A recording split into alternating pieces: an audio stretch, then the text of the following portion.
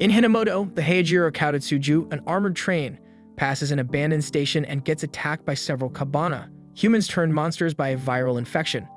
The Bushi on the train fight and defeat them, but one is bitten and the rest force him to kill himself to prevent him from turning and endanger the rest. In the meantime, at Airgain Station, Ikoma, a young steamsmith works on a powerful piercing gun capable of killing the Kabana. On the next day, while doing his regular job, Ikoma explains his progress with Takumi and realizes his mistake for the gun and wants to go home and work on it. But they receive news that Karatsuju arrives. While they perform cleaning on the train, Ikoma steals some Kabana body parts. Kenshu Yamagawa, the leader of the Yamagawa family, welcomes and excuses Mumei and Shimon, two passengers on the train, from the mandatory Kabana inspection. The inspection finds an infected, who tries to run while stating he isn't a Kabana. Ikoma interferes, protecting the man, stating they need to lock him and not kill him, as that's the rules the Bushi made themselves. That only annoys the Bushi, who then attack Ikoma, and the Kabana hearts he collected get seen. The man is then shot, and as he dies, everyone realizes he wasn't infected, while Ikoma gets thrown in jail in suspicion of being Kabana. During the night, Mumei sneaks out and visits Ikoma as she's intrigued by his personality and beliefs. Another Heijiro Fusoju arrives at the station. The defensive bridge gets lowered, but as the train is taken over by the Kabana, it crashes at the defensive wall, allowing the Kabana to attack the station. Emergency is announced and Ikoma manages to escape jail and heads home. He manages to lure Kabana into his house to test his gun. When he kills Kabana, he begins to celebrate, only to find out that he has been bitten. Shimon gets bitten too and instructs Mumei to continue to Kangakaku and await their master orders. Ikoma starts transforming into Kabana. To prevent it, he uses several painful and dangerous methods to prevent his blood to flow and carry the virus to his brain. As he successfully does, he reverts the transformation to his human form. Meanwhile, Mumei faces and kills a Kabana using a blade in her shoe. Ikoma somehow survives, stopping the virus from infecting him and keeping his humanity. Takumi arrives looking for Ikoma, and Ikoma explains that his gun worked, and that he got bitten but stopped the infection. Meanwhile, I Am Yamagawa and other survivors fight a defensive battle against the Kabana and seek opportunity to escape to Karatsuju. Mumei arrives in battle gear, offering to clear the way so Yukina, the only remaining engineer, can command the Karatsuju. She heads into the Kabana group, leading them away and killing them. Ikoma and Takumi attempt to board the train, but are stopped for inspection. Two Kabana appears and Ikoma wants to fight them, but Mumei arrives and kills them. She sees something's different about Ikoma and vouches for him, so he can board the train. Ayama gives her master key to start the train. Hirusu Kanachi, Bushi serving Ayama, wants Mumei to help they defend the train, but she refuses and falls asleep. Ikoma helps fending off a Kabana, showing his gun, but in the process, his Shining-infected heart is exposed and Hirusu shoots him off the Karatsuju. A group of Kabana gets on the train tracks and Ayama sees it's her father Kenshu among them. They run him over, but when they stop to lower the drawbridge, a Kabana body part was blocking the mechanism. Hirusu wants to go and lower the manual lever, and while he argues with his subordinate, they see Ikoma fighting and killing the Kabana. Wanting to know they got saved by the man they abandoned, he goes and lowers the lever. The train continues without Ikoma, but Takumi and Mumei manages to get Ikoma back on the train.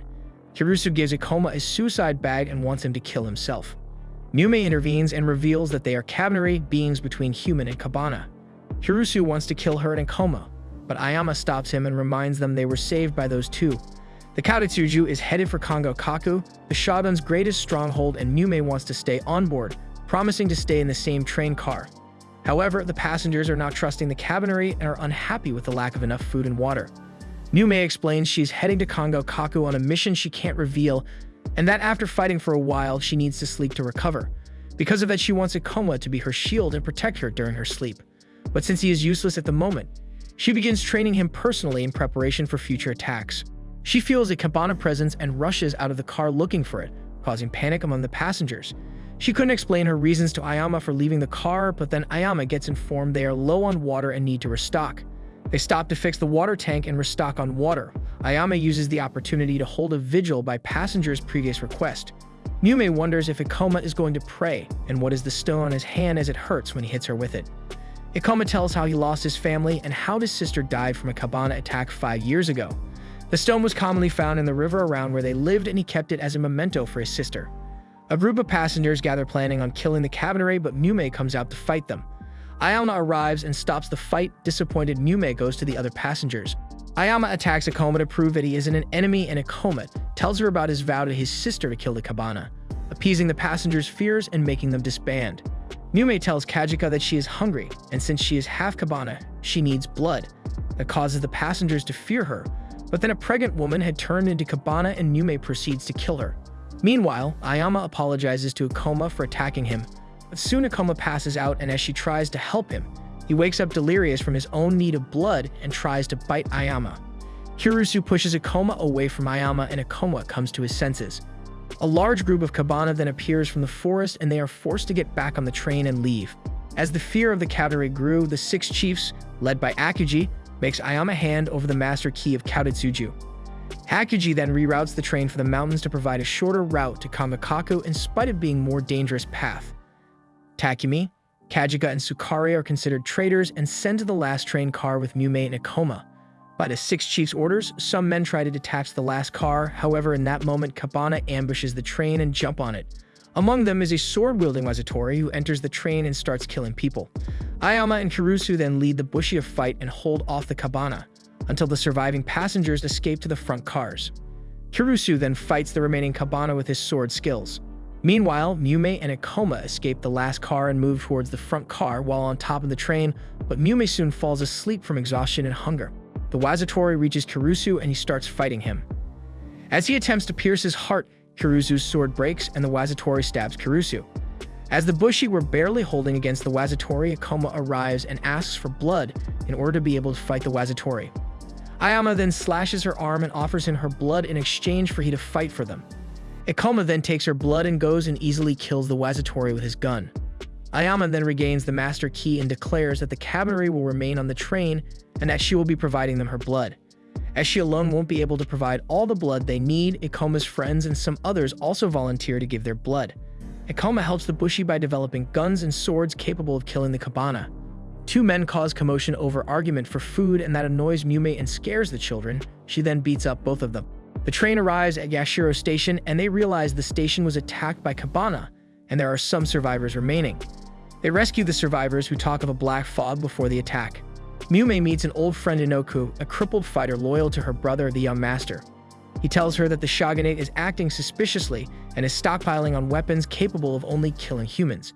He advises her to complete her mission while she is still human to not be thrown out like him. Debris is blocking the train tracks and Akoma suggests a cautious plan using a crane to safely remove the debris. Mume agrees to join them, but won't fight with them and insists on a head-on clash, calling them cowards. Akoma leads a group of Bushi and engineers to start the crane. After seeing how Mume ignores his warning and heads straight into the boiler room where all the Kabana are, he heads her way. Mume enters the boiler room and starts fighting the Kabana, killing all of them, including Wazatori. As Akoma's group follow Mume, they see that the large number of Kabana she took down. When Akoma starts to activate the boiler, the Kabana that Mume killed, that provoked a large mass of Kabana that was located at the bottom of the station. Akoma calls for a retreat and decides he to stay and operate the crane. A weakening Mume uses her remaining energy to fight and hold off the Kabana from the crane, but a melee Wazatori comes and throws her off the crane platform. Akoma leaves the crane before clearing the debris and heads towards Mume. He kills the Wazatori and reaches Mume, but then after some tremors, a giant shadowy figure appears. The black smoke is revealed to be a colony of Kabana fused together. Having no choice, the Karatsuju retreats to the train station workshop and seal the door. Akoma finds Mume trapped under rubble and tries to get her out. Meanwhile, on Karatsuju, the committee is discussing their options of escaping and whatever they leave the cavalry behind or not. Akoma fails to free Mume, and as Kabana approach, he decides to leave her and fight them, killing as many as he can. Kibito, Kirusu, and some others them come and clear the rubble, freeing Mume. Mume then rushes to find Akoma, who is badly injured, and they return to Karatsuju together. While the black smoke is distracted and takes in Kabana bodies, Mume explains its fused colony. Sukari had noticed earlier a Type 48 cannon and Karatsuju had went and taken it. Mume explains that a single Kabana had become the fused colony heart and that they need to expose it and she will kill it. Meanwhile, Akoma had clears the debris from the tracks. As Karatsuju go, the fused colony goes after them. Takumi fires the cannon a bit early and that only causes Kabana to land on the train. Akoma, Kirusu, and the Bushi take care of the Kabana. As the fused colony approaches the front cars, Takumi sees an opportunity and shots the cannon again, hitting the heart and revealing it. Mume immediately jumps to take out the heart. To her surprise, the heart was a fellow cavalry comrade turned Kabana. As she takes it out, the fused colony disbands and Karatsuju manages to leave the station. Akoma copies a sword move from Kirusu, with Mume commenting that Cabaneri are good copying others. Kirusu gets a bit annoyed and easily hits Akoma to show him he haven't learned anything, but Takumi tells Akoma to copy that move too, which annoys Kirusu even more. The Karatsuju then arrives at Shitori Station, and the passengers are happy to learn that the station is still occupied by humans. Akoma and the group goes for supplies. Ayama is tired of waiting for the Lord, so she makes Kirusu shoot one of his jet guns.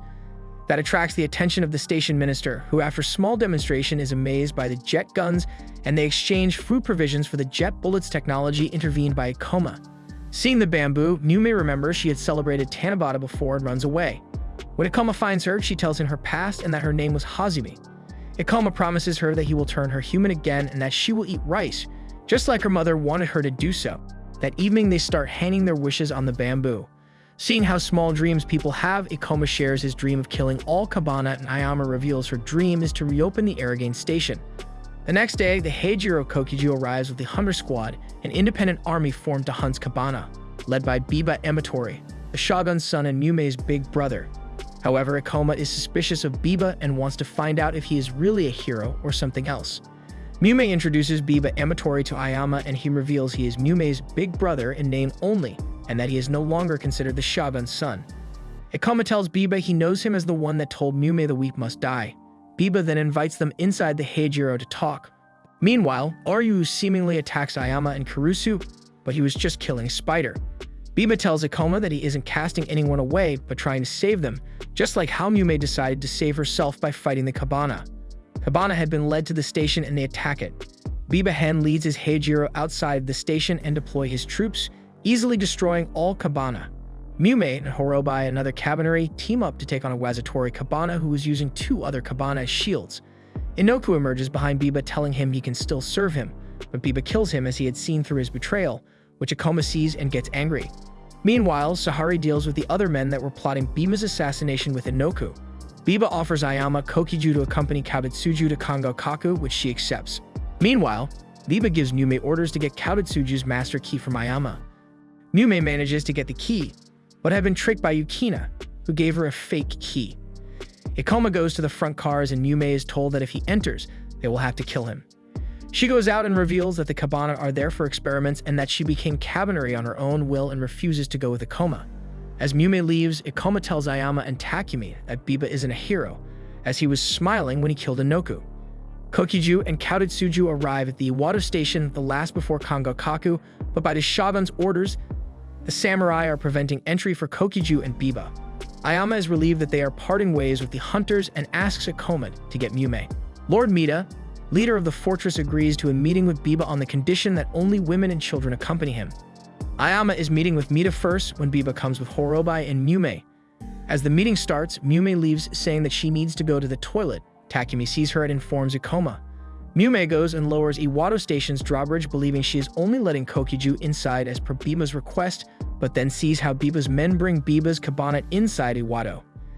As the alarm for Kabana rings, Biba and Horobai takes out Mida's men, and Biba then proceeds killing Mida. Mume is horrified by what her actions had led to. Kirusu goes to find Ayama, but sees she being taken as hostage by Biba on Kokiju. Biba's men then proceed to kill the Bushi at the station as retribution to the Shogun's cowardice over the past 10 years. Biba injects Horobai with a blue blood serum so that she can become the heart of a fused colony anew, and she starts gathering Kabana to form the beast. Horobai manages to destroy the gate and open a path towards Kangokaku. The Kabana virus overtake Horobai, leading to dissolving the fused colony. Kirusu comes to Ayama rescue but falls off the train with Sao. Becoming Kabana, Horobai turns against Biba's men and starts killing them. When she faces Biba, she stops her attack and comes to her senses. However, Biba then kills her without mercy as she had served her purpose. Biba's men capture all remaining Bushi and Karatsuju passengers along with Akoma, as Biba is interested in his blood. Seeing all the destruction, death, and Biba's actions, Mume realizes that all he had told her was a lie. Biba had taken Karatsuju and his passengers, using their blood to feed his Kabana. While Takinu was giving blood, he sees a hunter's member Warabai, who cuts an arm of another man just for fun and gets angry. He goes to Akoma, who tells him they will make their move tomorrow night when they come for blood again. Biba offers a deal to Ayama that if she can open the gates to Kangokaku using her uncle and arrange a meeting with his father, he will guarantee the safety of her people. Wondering what his plan is, Biba tells her his past of the time his father sent him with his troops to Kyushu to exterminate the Cabana. They were winning, but then replacement supplies stopped arriving. They were overrun and wiped out. His father was behind all of this, and he wants to punish his father with his own hands. Meanwhile, Ikoma reveals his plan on taking control of the front car of Kokiju. Mume goes to Biba asking why he is taking Kaoritsuju's passenger's blood. He realizes she fears him and tells her that he will give a message so that the passengers won't be hurt if they remain peaceful. As she leaves, Biba comments she needs serious repairs. Next night, Ikoma starts his rebellion and revealing that Sukari had been feeding information while pretending to be part of the hunters. Ikoma fights Warabai, but Takumi intervenes and knocks him out, and they continue making their way towards the front cars. Learning about the rebellion, Biba tells Mume to handle it, threatening her that if she doesn't, he will stop giving her medicine and she will turn into Cabana. But Mume refuses, wanting to be together with the passengers and eat rice. As Biba's men try to hold her down, she attempts to run, but Biba had been giving her smaller doses of blood, resulting in faster exhaustion, and she got captured and sedated. Ikoma and Takumi continue ahead, but one of the keys doesn't work and they get ambushed by Biba and his men, as he had anticipated that if he starts a revolt it will be today, and swapped the keys. He then shoots at Ikoma, but Takumi protects Ikoma with his body and gets killed by Biba. Sahari then starts beating Ikoma and then blew up his hand. Biba calls for Mume and orders her to kill Ikoma. Being under his drug, she obeys his order and stabs Ikoma, who then falls off the train into a coast far below. Kajika and the rest find Takumi dead and mourn him. Meanwhile, Ikoma is still alive and washed up on a shore. Biba tells Mume about how his father had attacked him out of fear when he was young and injects Mume with black blood so she can turn into a new. Ushaga Nakamasa Amatori announces that Biba had destroyed Iwado Station, but assures his people that Kongo Kaku is impenetrable, and then kills the only communication operator who knew about the Black Fog monster to not spread fear among the people. Kaoritsuju arrives at Kongo Kaku and Ayama pretends to have captured Biba prisoner. She is allowed entry of Kongo Kaku and meets his uncle, and then she and Biba are taken to see the shogun. Meanwhile, Ikoma had lost his will to live and fight and hides from a cabana, but then meets Kirusu, who had Sao Arata hostage, and Ikoma tells him what happened. Meeting with the shogun, he finds a blade he had given Biba long ago, and Biba asks the shogun to kill him himself. The shogun then prepares to draw the blade, but notices his hands gets pierced by something while grabbing the blade handle. The shogun then starts turning into Cabana, as the blade had injected him with the virus and some of his men start shooting at him. Biba then frees himself and kills the shogun, telling him that fear killed him. Biba announces that there are more Cabana hiding among them, and his men infect some people, causing panic among the people, and they start killing each other out of fear. His men open the gates and Kokiju enters and releases Cabana in the stronghold. Kirusu tells Ikoma that his wound required precision to not kill him, making Ikoma realize Mume was still there. As he informs Ikoma that Mume will be used as Black Fog, he asks Sao to tell him more about the virus, and he tells him that if they inject her with white blood, they can still save her. Biba's plan as a success in Kongo Kaku is in ruins overrun by the Cabana. Ikoma and Kirusu enter Kongo Kaku and draw the Cabana attention towards them, killing as many as they encounter. Ayama reasons with the surviving humans, making them stop attacking each other in fear, and offers them a chance to leave Kongo Kaku with her people in the Kaoritsuju. Sahari notices Ikoma and notifies Biba, and then attempts to kill him, but with Kirusu's help Ikoma manages to take the hunters. Sahari tries to run him over with Kokiju, but using his black blood power, Ikoma blasts the train and destroys it. Sahari goes to fight Ikoma up close, but Ikoma kills him. Ikoma manages to get closer to Mume's new, but she is delusional, recalling old memories and seeing butterflies. As the black blood starts to overtake her, Mume's new collapses. Ikoma reaches her, only to be intercepted by Biba. Biba stabs Ikoma and breaks his arm, but Ikoma, focusing his rage into energy, breaks his sword and pushes him away. Ikoma then loses his eyesight and hearing, and Biba manages to sneak up on him, intending to finish him, but Mume had realized Ikoma is nearby and calls for him. She then drops the memento stone from his sister. Ikoma hears it fall in the water and turns, hitting Biba and blowing up his arm, revealing that Biba is also a Cabinary. Ikoma goes to Mume and injects her with the white blood, disintegrating the new and saving her. Mume wakes up to find Ikoma collapse nearby and Biba charging at him, intending to keep fighting or he will kill Ikoma there. He refuses to listen to Mume, forcing her to pierce his heart as she tells him that sometimes she wishes he had listened to her. She tells him that even thought they are weak, they will continue living and strive for a future where they can eat rice. Meanwhile, Ayama and others wonder on how to escape Kongo Kaku. Oryu arrives and offers that if they let them on Kaoritsuju, he will tell them. When Ayama agrees, he reveals that Akoma and Kurusu are also in Kangokaku. Kajika then uses the radio station announcements to call for them and tell them where they need to go to escape. Mumei and Kurusu then carry the unconscious Akoma towards the Kaotetsuju and manage to board it and leave Kangokaku. The effects of the black blood start to diminish and Akoma wakes up. Mumei realizes that Biba had given white blood to Akoma while both of them were unconscious. Mumei then returns Akoma's memento stone. The end. If you enjoyed this video, be sure to like and subscribe for more awesome anime recaps.